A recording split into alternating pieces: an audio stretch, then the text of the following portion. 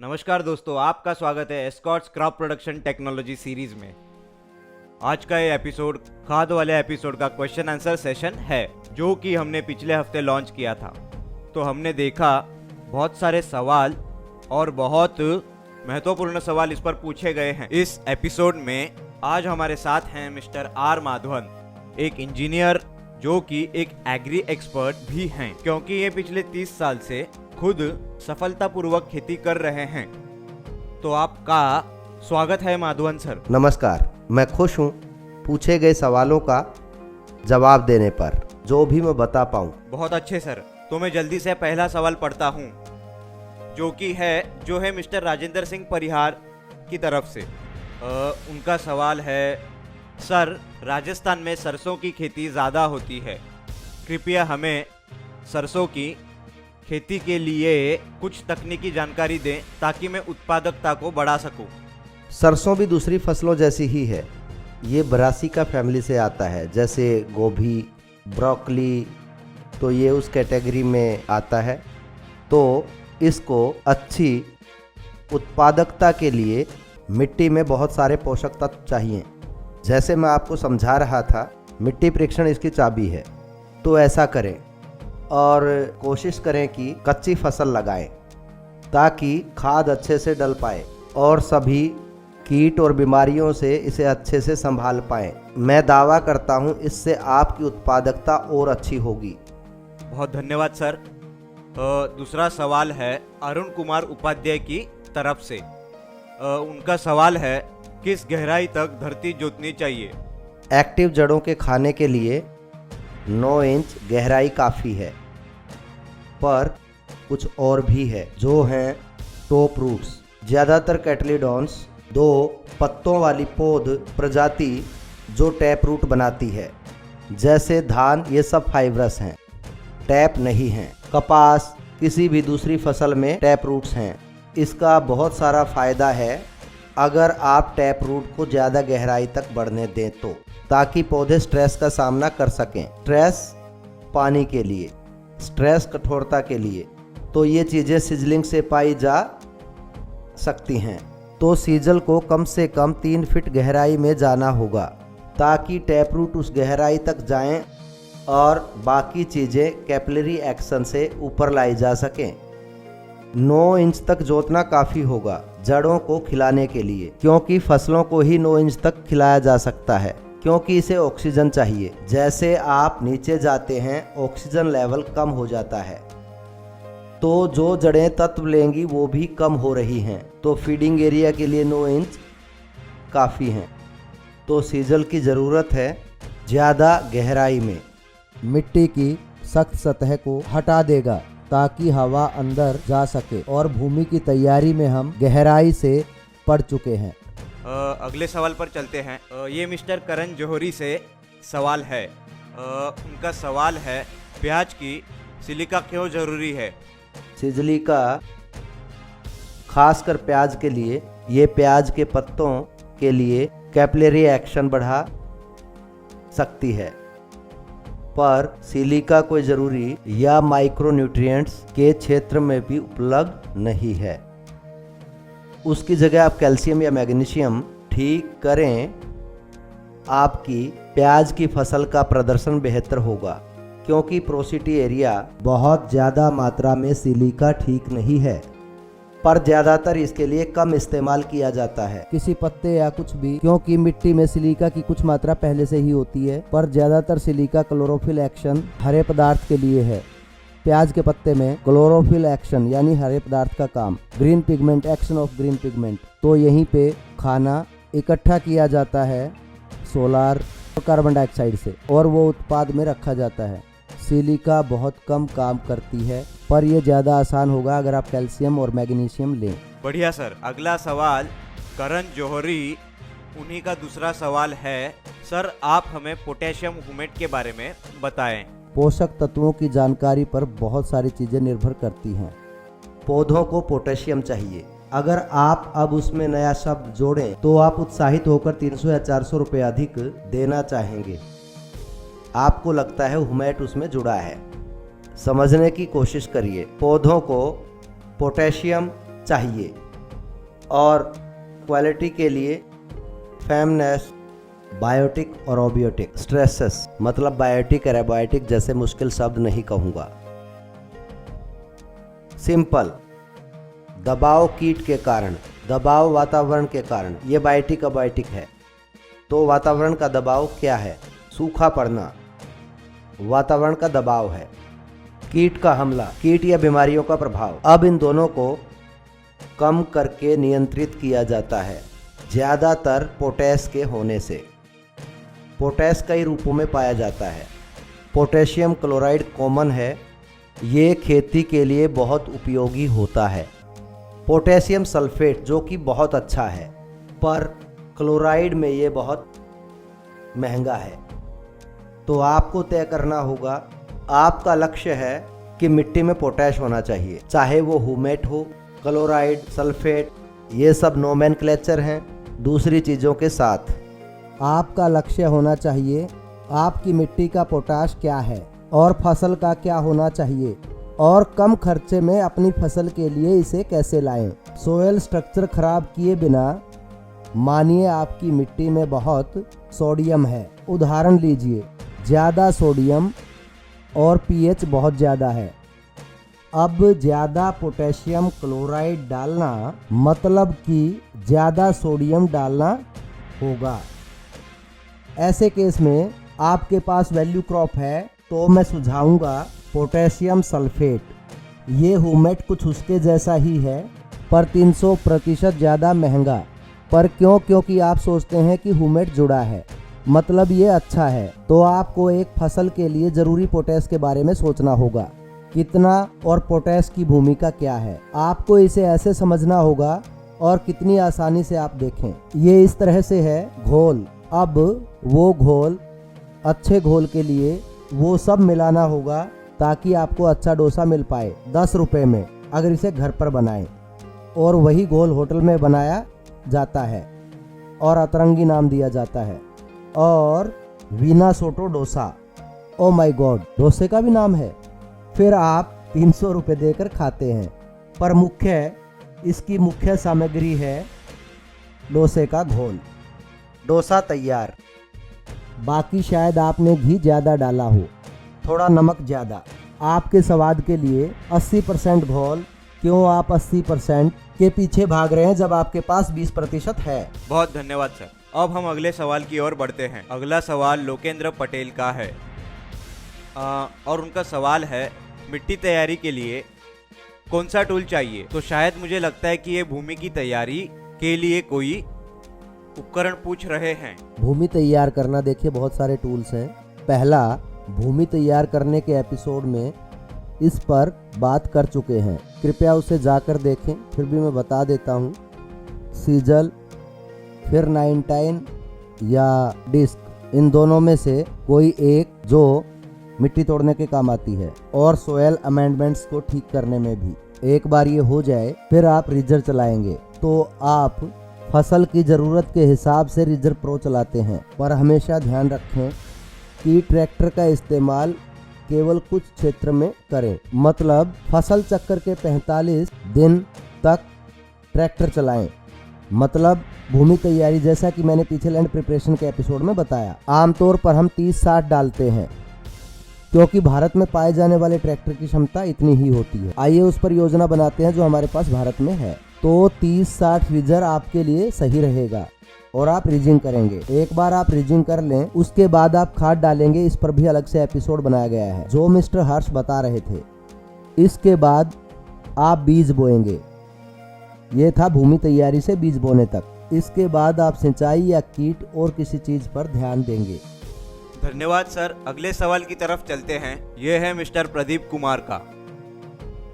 वो भिंडी उगाने के बारे में पूछ रहे हैं। नहीं जानता उस पर क्या बुलवाना चाहते हैं। ये एक सब्जी की फसल है, कम समय की फसल है। ये बीज बोने के 25-30 दिन में उगना शुरू कर देती है और लगभग 70 दिन तक रहती है।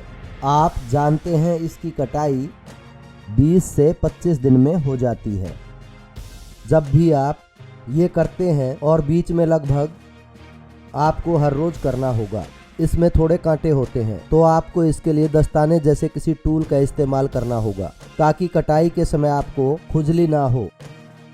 ये बहुत ही अच्छी फसल है जिससे आपको अच्छा दाम मिलता है। ये बहुत ही आसान और कम समय की फसल है। रिजर्व फरो का इस्तेमाल करना बहुत अच्छा होगा। इसके बहुत फायदे हैं, आपको अच्छी कैनोपी मिल सकती है, पर फिर बीज का चुनाव भी ध्यान रखें। बहुत सारे प्रकार हैं, खास करके भिंडी।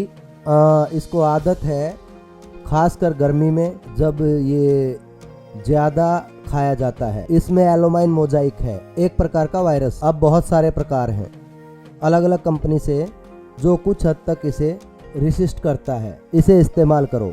यहाँ अलग प्रकार भी है। कृपया कैनोपी के लिए चुनाव करें। मतलब ये एक पेड़ उगने जैसा बिल्कुल नहीं है कि 4-5 फीट तक उग जाए और फिर फल निकाल लो। उसकी जगह बहुत अच्छी वैरायटी है जो कि छोटी है और इसके साथ वो नीचे से लदनी शुरू हो जाती है और कांटे भी बेहद कम होते हैं। ज़्यादातर प्रकारों में आप उसके हिसाब से चुनकर करते हैं। ये बिल्कुल ऐसे हैं जैसे मिट्टी परीक्षण उसके लिए अहम भूमिका निभाता है। बहुत धन्यवाद सर। अगले सवाल पर चलते हैं। ये है मिस्टर करण जौहरी का। उनका सवाल है लिक्विड फर्टिलाइज़र को कैसे छिड़के फसलों पर? क्या ये 100% सोख लेगा? गौमूत्र का छिड़काव कैसे करें? डिकम्पोजिंग फील्ड में कितनी बार छिड़कें? मुझे लगता है ये सवाल गन्ने के कचरे को डिकम्पोज करने के बारे में है। मैं जवाब देता हूँ। ये केवल लिक्विड फर्टिलाइजर की बात कर रहे हैं, पर लिक्विड या सॉलिड जैसा कुछ नहीं है। खाद होता है और किसी भी खाद को घुलनशील होना होगा। कृपया ध्यान रखें, ना केवल जेंटलमैन करण जौहरी जो भी इसे देख रहे हैं, खाद को घुलनशील प्रकार का होना होगा। इसे घुलने लायक होना होगा, क्योंकि जो भी घुलनशील नहीं होगा पौधे उसे नहीं ले पाएंगे। या फिर कुछ भी इनऑर्गेनिक है। इनऑर्गेनिक मतलब इनाइजेशन बिल्कुल नमक डालने जैसा है। नमक घुल सकता है और फिर ये जड़ों के द्वारा सोख लिया जाता है। नमी द्वारा जड़ों के बालों से सोख लिया जाता है। अगर मैं तकनीकी तौर से देखूं तो पहले हमने समझा लिक्विड क्या है और खाद क्या है। अब पत्तों पर छिड़काव करना। आप इसे ऐसे समझें जैसे आपके पास मुंह है, आप खा सकते हैं। आपको नली द्वारा भी खिलाया जा सकता है। कभी कभी डॉक्टर इमरजेंसी में आपको ड्रिप देते हैं। अगर इन दोनों में अंतर बताना है तो मैं संक्षिप्त में बताता हूँ। जब आप सही तरीके से नहीं खा पा रहे तब डॉक्टर आपको खारा घोल देगा, उसमें कुछ पोषक तत्व मिलाकर, ताकि आप उस बीमारी से बाहर आ सकें।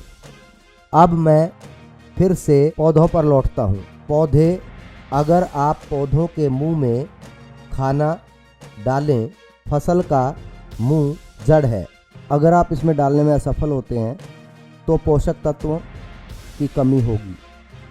मैं माइक्रो न्यूट्रिएंट्स की बात नहीं कर रहा, मैं मेजर न्यूट्रिएंट्स की बात कर रहा हूँ, क्योंकि वो आपको ज़्यादा मात्रा में चाहिए। आप पत्तियों से नहीं छिड़क सकते। आप कैसे और कब स्प्रे करेंगे? इन लिक्विड्स के सोखने की क्षमता, जब आप खाद को पानी में मिला रहे हैं और पत्तियों पर छिड़क रहे हैं, सबसे पहले आश्रित है उसकी आयु, वातावरण, हवा का बहाव और समय। क्योंकि मैं एक छोटा सा शब्द कहूँगा तो आप जाकर उसे पढ़ सकते हैं।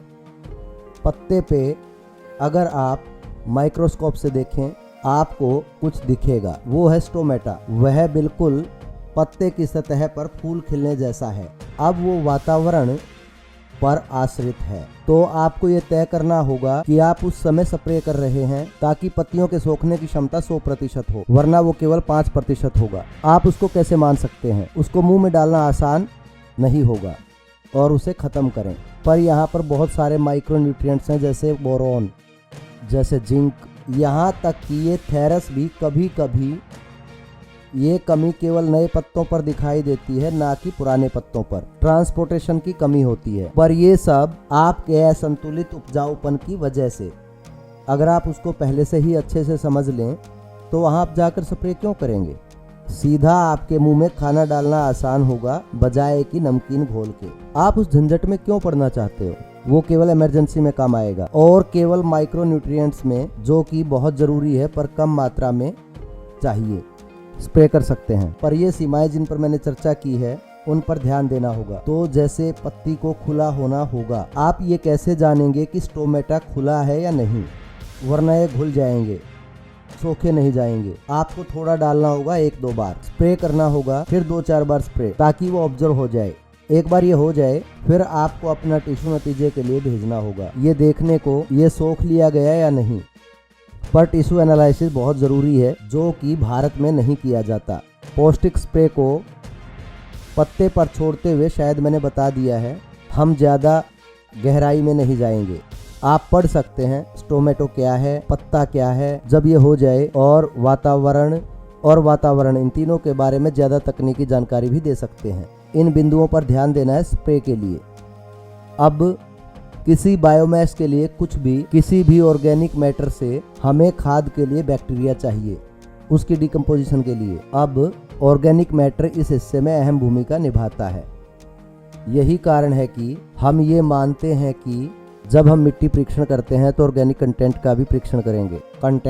Organic matter content. तो ये सोइल रेजिडियल्स डिकम्पोज हो सकते हैं 4 से 10 CN रेशो के साथ। ये जल्दी डिकम्पोज होगा। C कार्बन है और N नाइट्रोजन। किसी भी चीज़ को नाइट्रोजन चाहिए। देखिए बैक्टीरिया को भी नाइट्रोजन चाहिए। फिर डीबैक्टीराइजेशन होता है। नमी भी एक तरीका है जो जल्दी कर सकता है।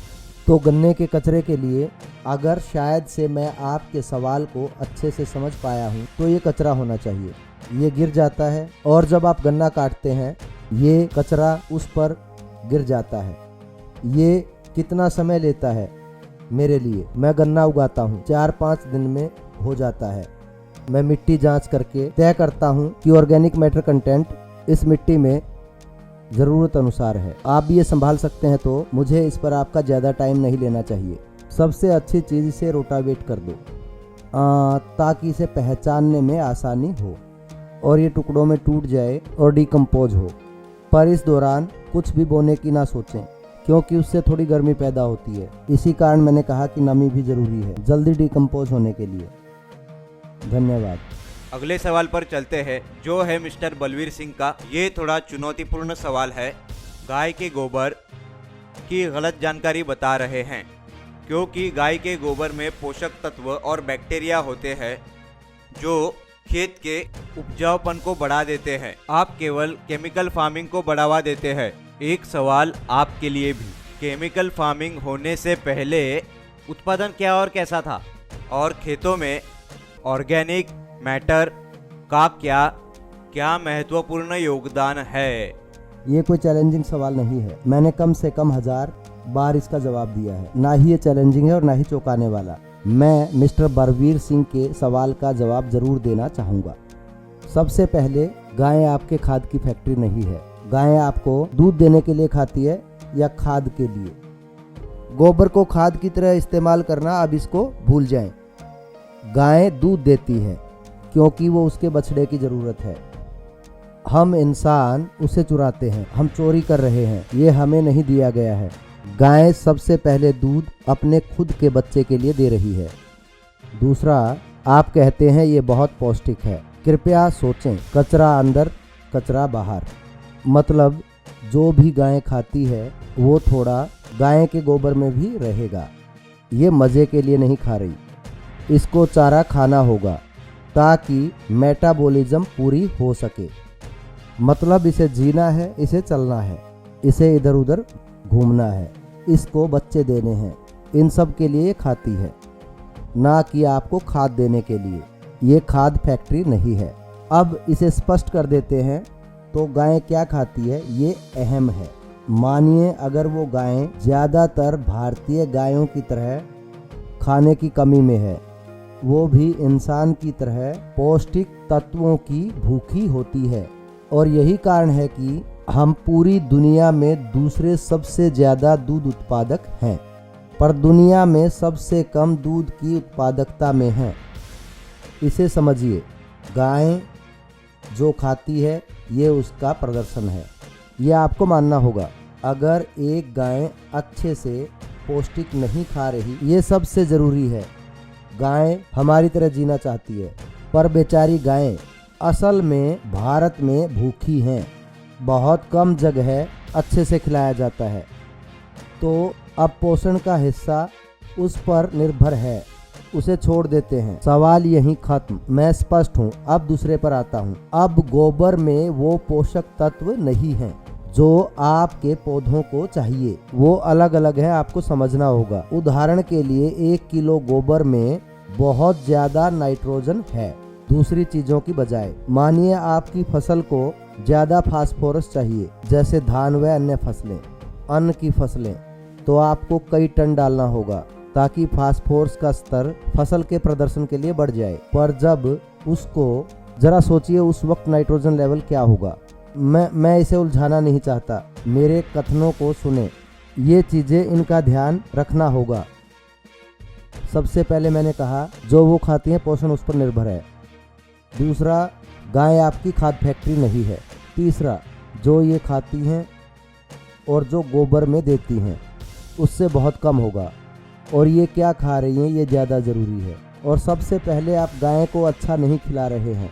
अच्छे से खिलाएं भी तो पोषण कम होगा और असंतुलित। हाँ, सहमत हूँ, बैक्टीरिया यही कारण है कि हम एक आम तरीके में भी ऑर्गेनिक मैटर डाल रहे हैं।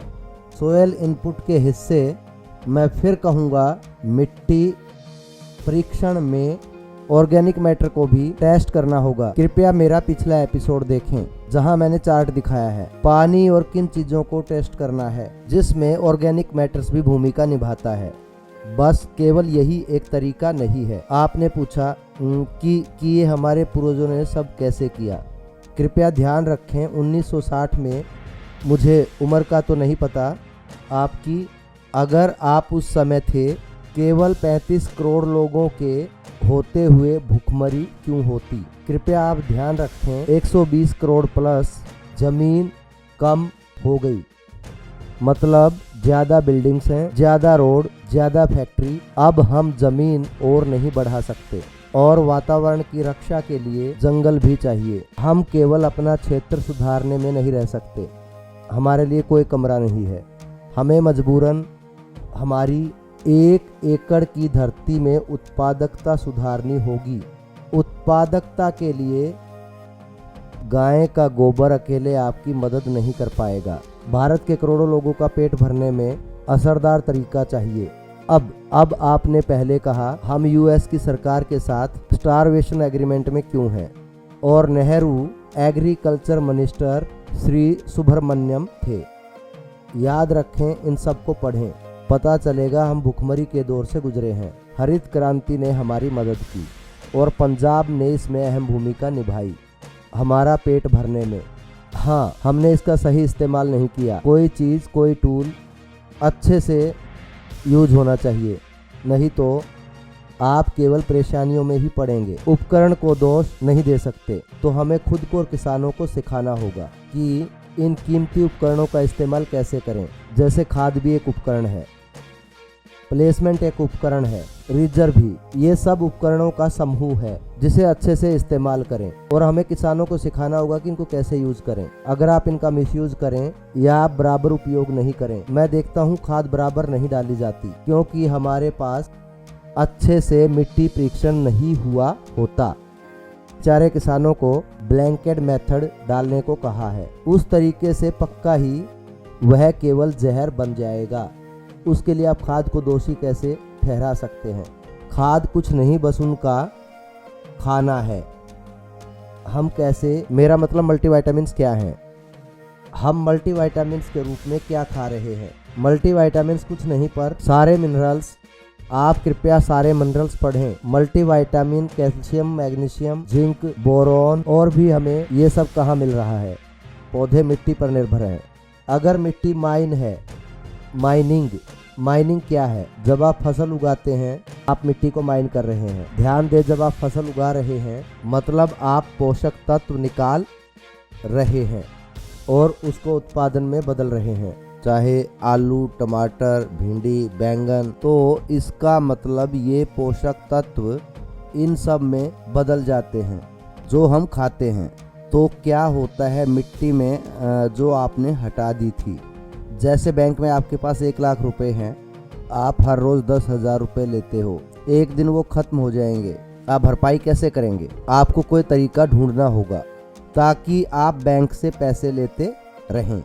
पोषण जरूरी है, कृपया ध्यान रखें, पोषण के बिना पौधा प्रदर्शन नहीं कर पाएगा, पोषण के बिना इंसान प्रदर्शन नहीं कर सकते, पोषण के बिना कोई जानवर, कोई जीव प्रदर्शन नहीं कर पाएगा।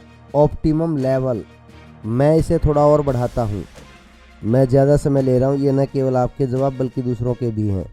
मैं इसे ज़्यादा स्पष्ट करने के लिए दूसरों के भी जवाब देना चाहूँगा और मुझे इस पर और सवाल पाकर और अधिक खुशी होगी, क्योंकि हमें इस पर स्पष्ट होना होगा। ये टूल है बिजली, आप बिजली का उदाहरण लें, ये खतरनाक है।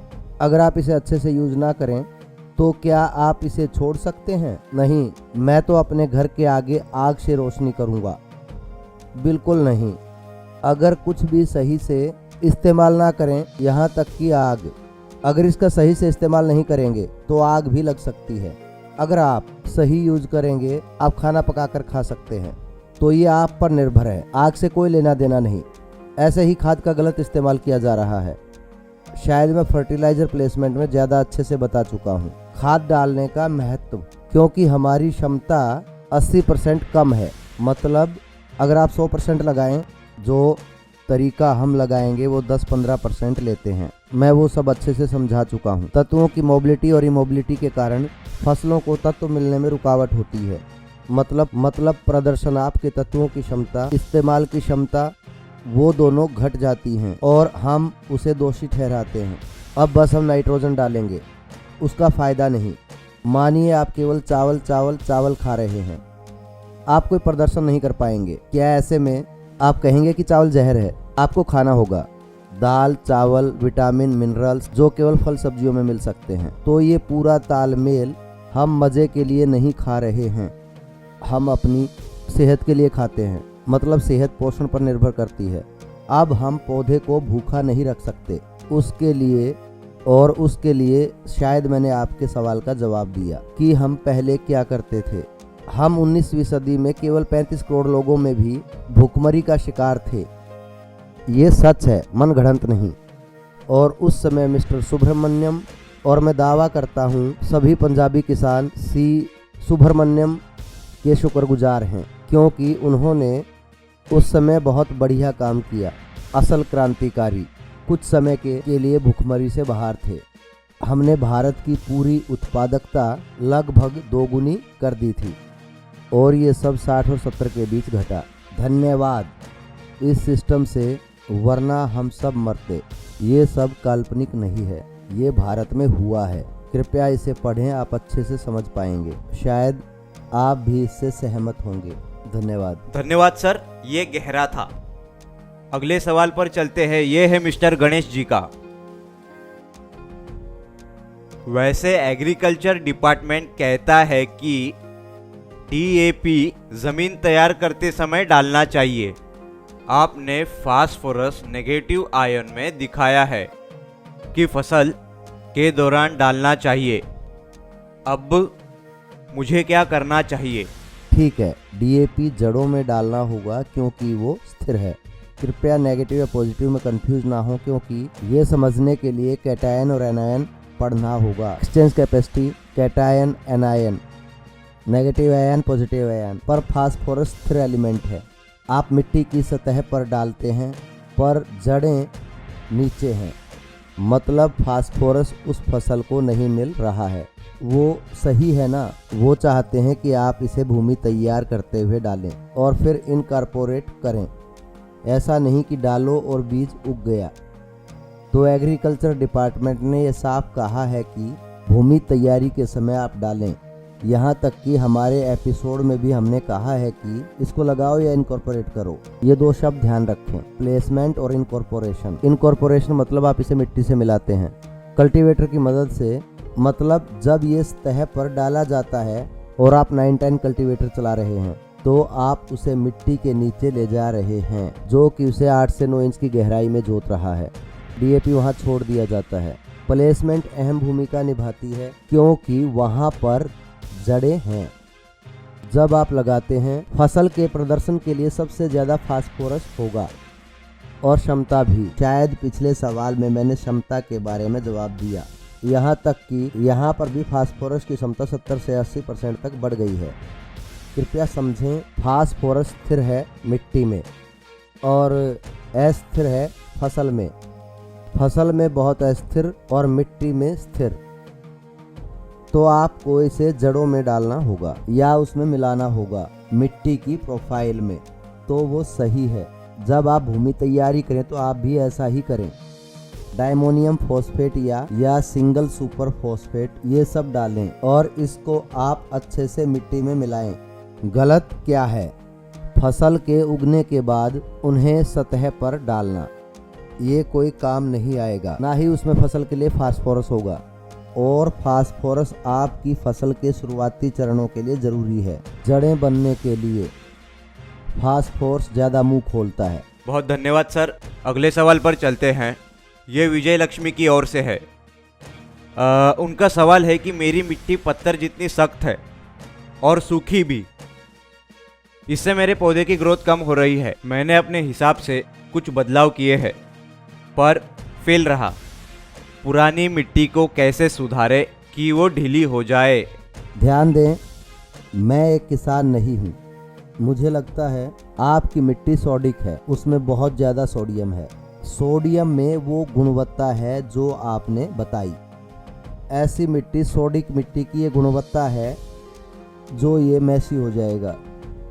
जब आप पानी डालेंगे और सूखने पर सख्त हो जाती है। मैं श्योर नहीं हूँ क्योंकि मैंने आपकी रिपोर्ट नहीं देखी, बस मैं ये आपके कथन से इसका जवाब निकाल रहा हूँ। और आपका पीएच भी बहुत ज़्यादा होना चाहिए, लगभग 8 या 8.5। आपका सोडिक लेवल 300 ppm से बहुत ज़्यादा होगा। ये मेरी कैलकुलेशन है, मैं नहीं जानता आपकी क्या है। जानने के लिए आपको अपना मिट्टी परीक्षण करना होगा। ये एक हिसाब है। अगर आपकी ये समस्या है और आप मिट्टी परीक्षण करते हैं, मेरा हिसाब उस पर खरा उतरेगा। सही कैसे करें? आपको सोडियम बाहर निकालना होगा। अगर आपका पीएच ज़्यादा है और सोडियम भी, आपको ये करने में मुश्किल होगी। आपको सोयल केमिस्ट चाहिए।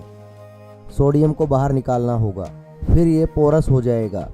तो मिट्टी परखें, उसे लैब में ले जाएं। इन दोनों बातों का खास ध्यान रखें। अगर आप पहले ही कर चुके हैं, इनका ध्यान रखें तो पक्का आपको जवाब मिल जाएंगे। धन्यवाद सर।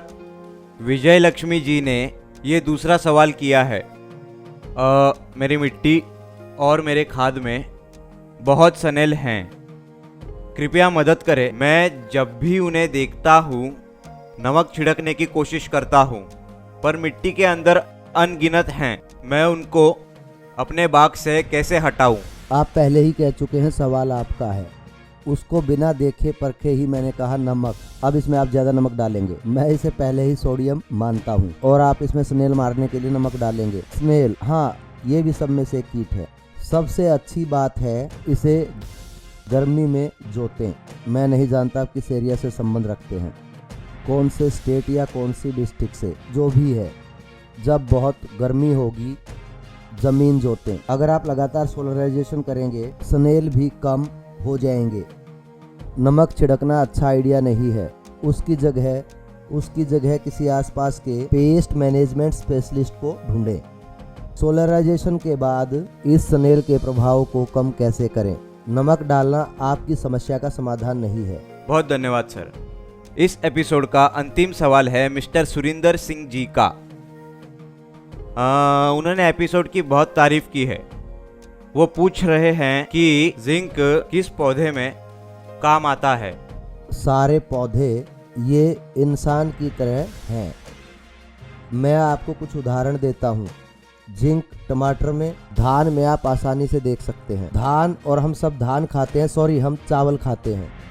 कोई भी हम चावल की चीज़ खाते हैं, इससे हमें जिंक मिलता है। अगर आप उस मिट्टी में जिंक नहीं डालेंगे जहाँ धान उगाया जाता है तो वहाँ चावल में जिंक नहीं होगा। फिर डॉक्टर आपको जिंक की गोली का सुझाव देंगे। आपको लेनी पड़ेंगी। तो सभी पौधों को जिंक चाहिए, ऐसा कोई पौधा नहीं जिसको जिंक नहीं चाहिए, बस मात्रा अलग होती है और अवेलेबिलिटी भी, खासकर धान में। पता नहीं अगर आप धान उगाते हैं, पर फिर भी अगर आप इन अनडक्टेड पानी में जिंक डालते हैं, जिंक नहीं होगा। यहाँ तक कि अगर आप इसे मिट्टी में मिलाएं और इससे ऑक्सीजन नहीं मिले, थोड़ा और बताता हूँ, और फिर आप समझेंगे कि पानी के साथ मिलाने पर ऑक्सीजन हट जाती है। यहाँ तक कि जिंक है भी तो पौधे जिंक नहीं ले सकते, क्योंकि ये अच्छा नहीं है। इसलिए आजकल आपके पास किलेट और दूसरे रूपों में जिंक उपलब्ध है। यहाँ तक कि ना होने वाले क्षेत्र में भी एक धान है, एक गेहूं है, टमाटर भी है, यहाँ तक कि आलू भी, वरना स्टार्च और फीमेंस कम हो जाता है स्टार्ची एरिया में, जो कि आपको चिप्स खाते हुए महसूस होता है। तो जिंक हर जगह यूज होता है। ये निर्भर करता है कि आप क्या फसल उगा रहे हैं और आपकी मिट्टी में क्या है, फिर दोनों का संतुलन करना होगा।